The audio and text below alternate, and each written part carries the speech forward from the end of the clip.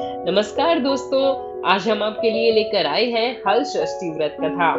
भाद्रपद मास के कृष्ण पक्ष की षष्ठी तिथि को हल षष्ठी का व्रत किया जाता है। इस दिन भगवान श्री कृष्ण के बड़े भाई बलराम जी का जन्म हुआ था। इसके ठीक 2 दिन बाद कृष्ण जन्माष्टमी का व्रत किया जाता है। हल षष्ठी के व्रत में कथा अवश्य सुननी चाहिए। ऐसा करने से जीवन में सुख समृद्धि बनी रहती है। तो चलिए शुरू करते हैं हल षष्ठी व्रत कथा। प्राचीन काल में एक ग्वालिन थी। उसका प्रसव काल अत्यंत ही निकट था। एक ओर तो वह प्रसव की पीड़ा से व्याकुल थी, तो दूसरी ओर उसका मन दूध दही बेचने में लगा हुआ था। उसने सोचा कि यदि प्रसव हो गया तो दूध दही यूं ही पड़ा रह जाएगा। यह सोचकर उसने दूध दही के घड़े सिर पर रखे और बेचने के लिए चल दी। किंतु कुछ ही दूर पहुंचने पर उसे असहनीय प्रसव पीड़ा हुई।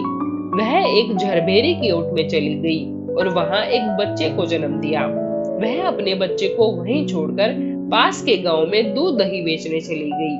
संयोग से उस दिन हल षष्ठी थी। गाय और भैंस के मिश्रित दूध को केवल भैंस का दूध बताकर उसने सीधे साधे गांव वालों में बेच दिया। उधर जिस झरबेरी के नीचे उसने बालक को छोड़ा था, उसके समीप ही खेत में एक किसान हल जोत रहा था। अचानक उसके बैल भड़क उठे और हल का फल बच्चे के शरीर में घुसने के कारण वह बालक मर गया।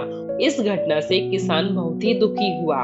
फिर भी उसने हिम्मत और धैर्य से काम लिया। उसने झरबेरी के कांटों से ही बच्चे के चिरे हुए पेट में टांके लगाए और उसे वहीं छोड़कर चला गया। कुछ देर बाद ग्वालिन दूध बेचकर वहां आ पहुंची। बच्चे की ऐसी दशा देखकर उसे समझते देर नहीं लगी कि यह सब उसके पाप की ही सजा है।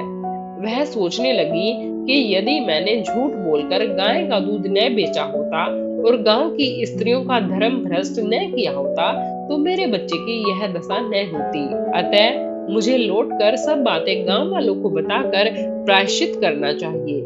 ऐसा निश्चय करके वह उस गांव में पहुंची जहां उसने दूध दही बेचा था। वह गली गली घूमकर अपनी करतूत और उसके फल स्वरूप मिले दंड का बखान करने लगी। तब स्त्रियों ने सब धर्म रक्षार्थ और उस पर रहम खाकर उसे क्षमा कर दिया और आशीर्वाद दिया। बहुत सी स्त्रियों द्वारा आशीर्वाद लेकर जब वह झरबेरी के नीचे पहुंची, तो यह देखकर आश्चर्यचकित रह गई कि वहां उसका पुत्र जीवित अवस्था में पड़ा है। तभी उसने स्वार्थ के लिए झूठ बोलने को ब्रह्मा हत्या के समान समझा और कभी भी झूठ न बोलने का प्रण लिया।